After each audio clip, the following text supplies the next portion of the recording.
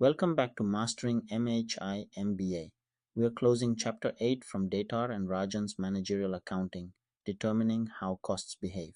This is part 3 of 3, and it's the most operational of the three.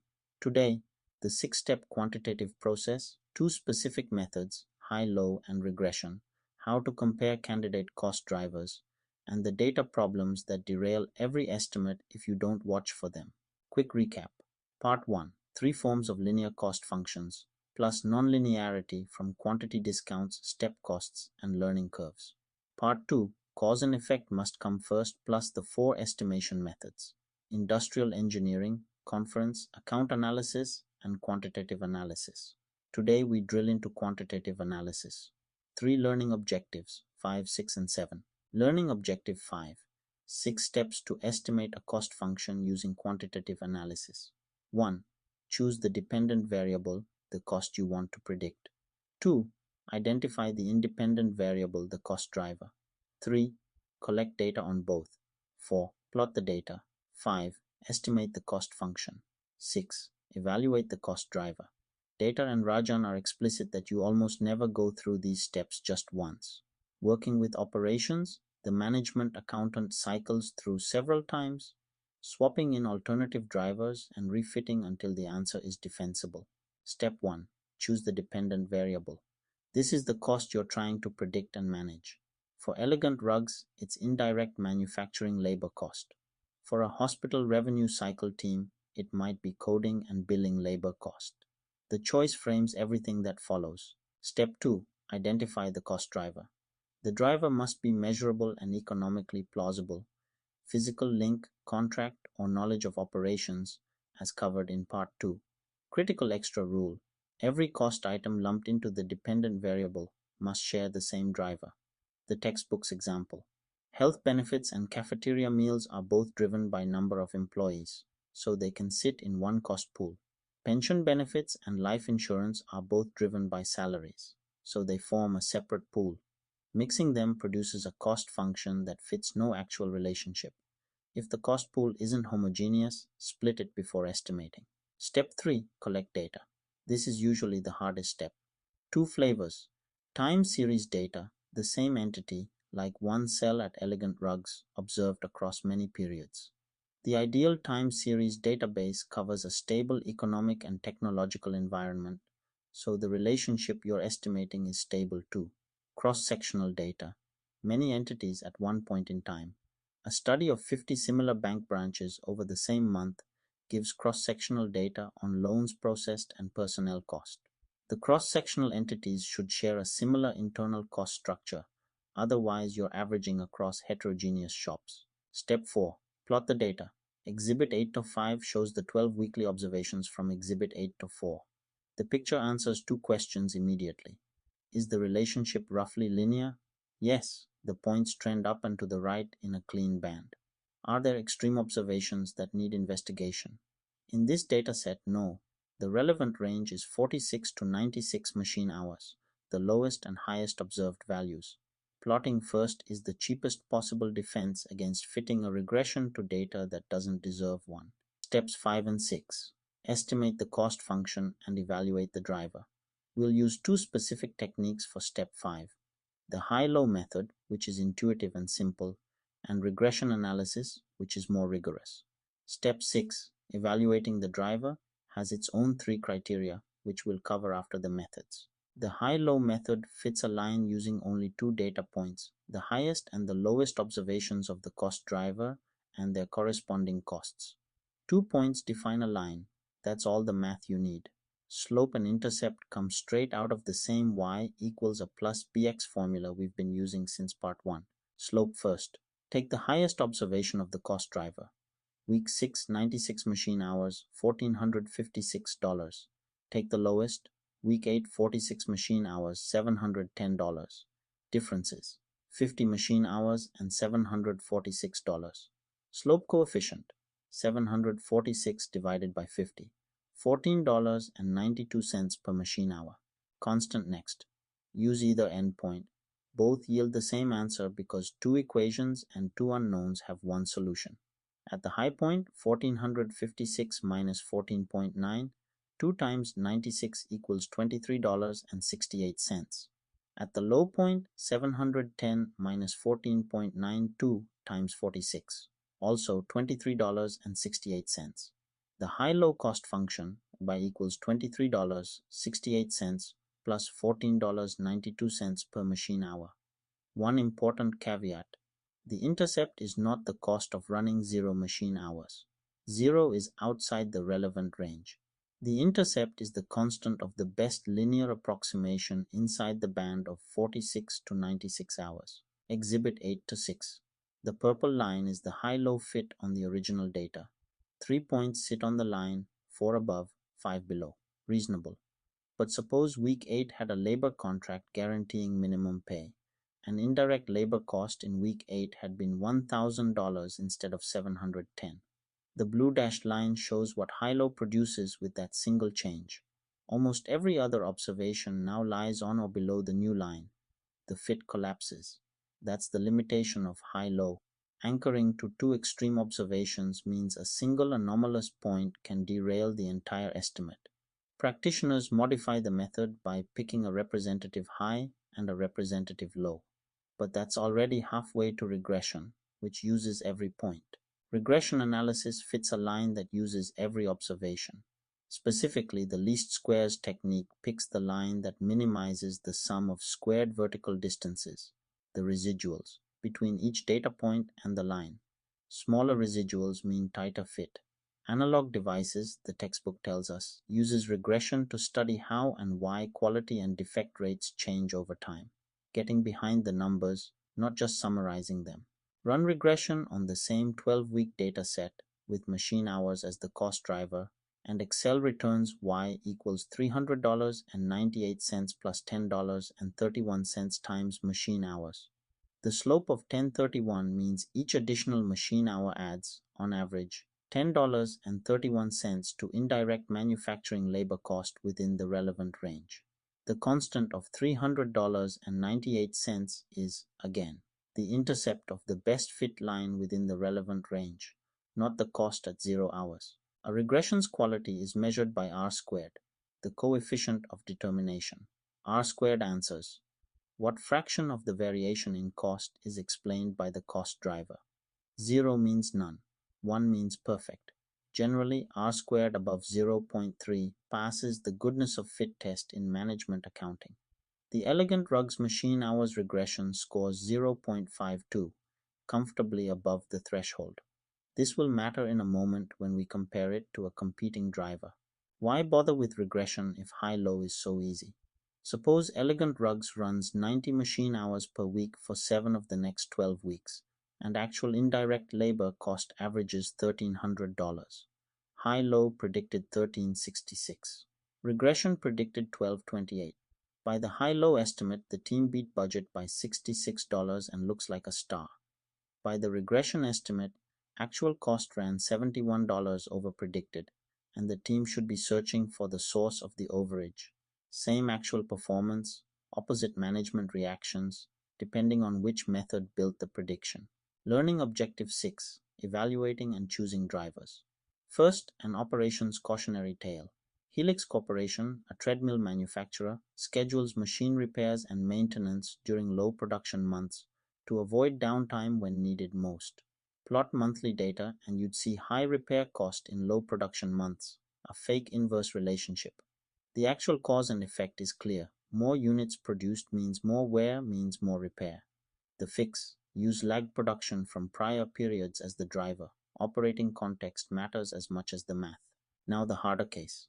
At Elegant Rugs, both machine hours and direct manufacturing labor hours are economically plausible drivers of indirect manufacturing labor cost.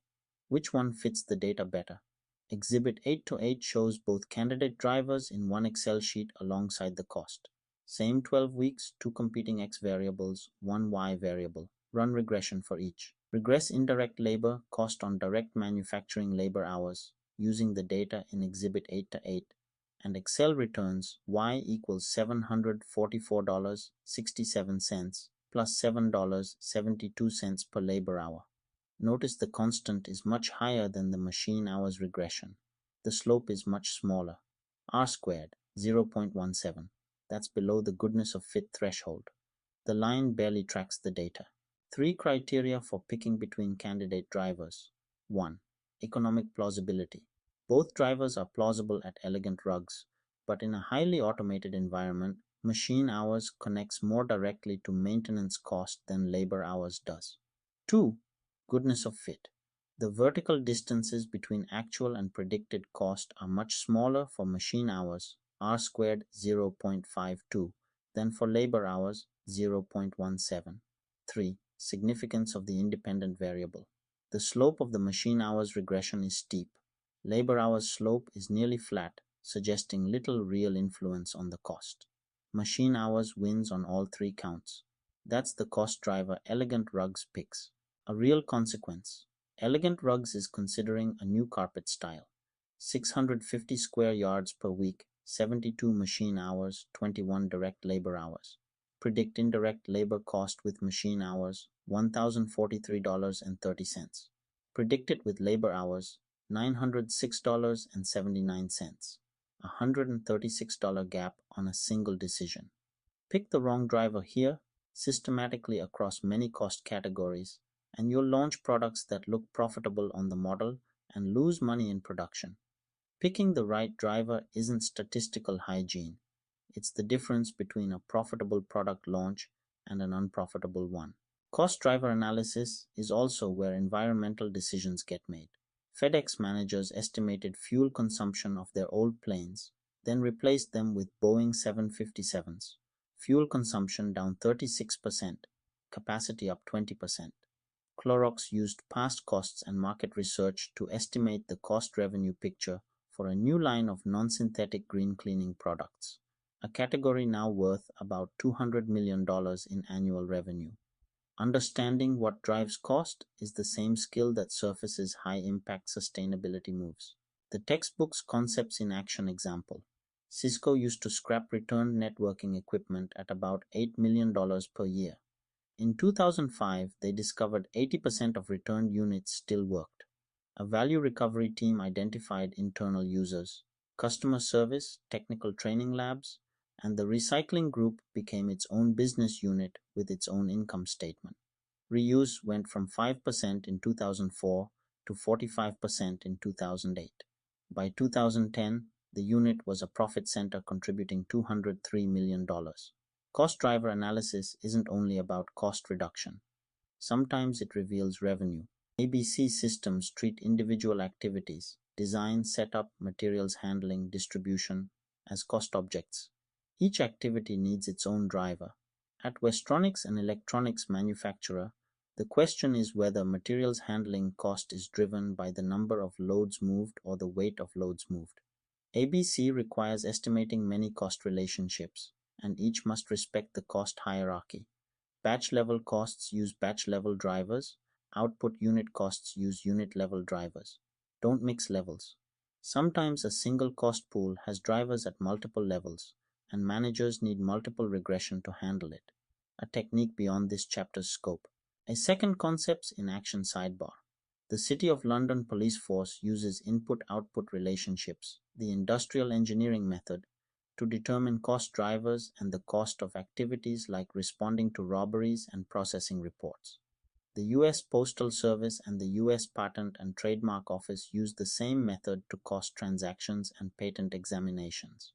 Fuel service retailers, gas stations with convenience stores, use regression and find that convenience store sales, not gasoline sales, are the primary driver of labor cost. Different industries, different methods, all selected because they fit the operations. Learning Objective 7, Data Problems. Data and Rajan call out 7 common issues. Issues 1 through 4. 1. The time period for measuring the cost doesn't match the period for measuring the driver. A transport company that records lubricant cost when purchased rather than when consumed produces wildly distorted monthly data. The fix is accrual accounting. 2. Fixed costs allocated to products as if variable. Allocated depreciation per unit is not a variable cost, even though the spreadsheet makes it look like one. 3. Missing or unreliable data. Sales visit cost recorded as customer service cost. Manual data entry introducing errors, cross-departmental data not reconciled. 4. Extreme values from recording errors, abnormal periods, or observations outside the relevant range. Adjust or remove before estimating. Issues 5 through 7. 5. Non-homogeneous cost pool.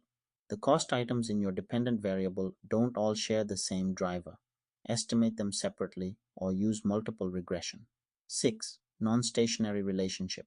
The underlying process changed. New technology, new union contract, new payer mix in healthcare.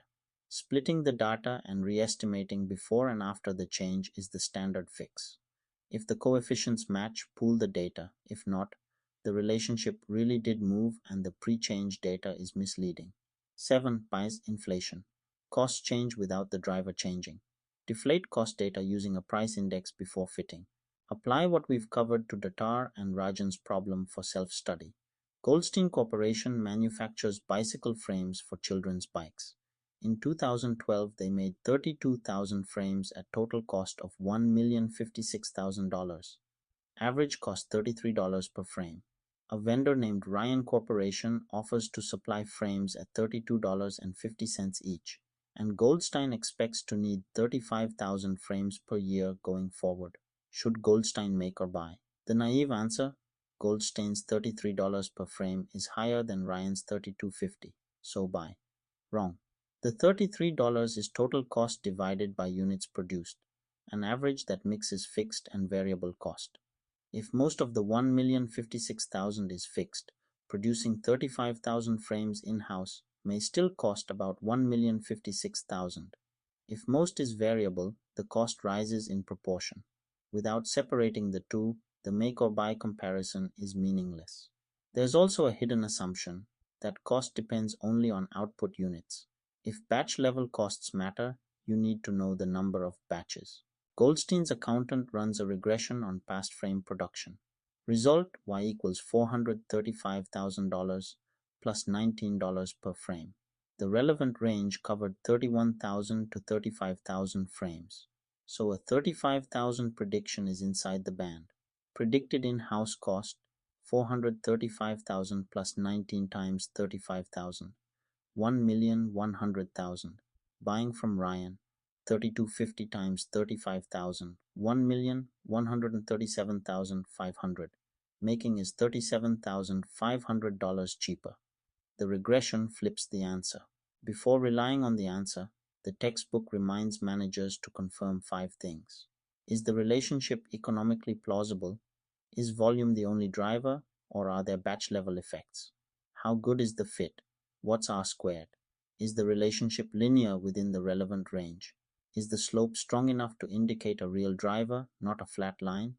And finally, are there data issues, measurement errors, price trends, extreme values, non-stationarity that need adjustment?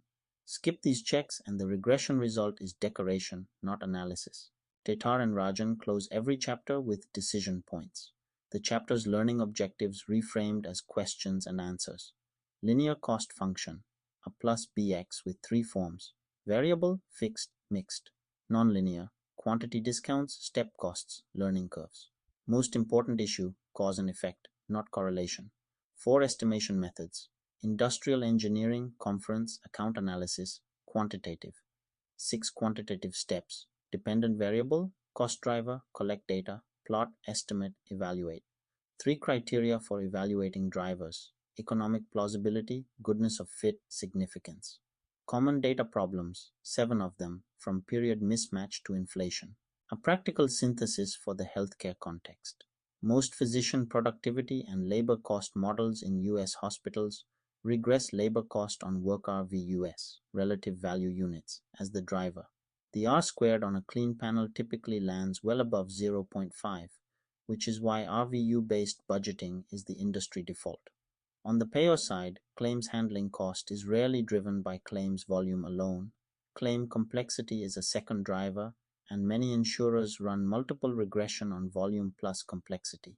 The point: the same 6-step process scales from a snowboard plant to a billion-dollar payer operation, as long as the cause and effect story is clear and the data is honest. The chapters define terms. If any of these aren't yet second nature, cost function, cost driver, slope coefficient, intercept, residual, R squared, simple versus multiple regression, learning curve, experience curve, step cost. Pause the video and review. Every term lands in the next chapter when we move from describing cost behavior to using it inside cost volume profit analysis and budgeting decisions. That closes chapter 8. The big takeaways from part 3. Quantitative analysis is a disciplined 6-step process. High-low is a fast first cut, regression is the workhorse, and the choice between candidate drivers turns on 3 criteria: economic plausibility, goodness of fit, and significance. And no estimate is better than the data behind it. So the 7 common data problems deserve as much attention as the regression equation. Across the full chapter, we've covered linear and nonlinear cost behavior, cause and effect, the 4 estimation methods, the 6-step process, the 2 main techniques, driver evaluation, and the data discipline that ties it together. Thanks for watching Mastering MHA MBA, based on Datar and Rajan's Managerial Accounting, 1st edition.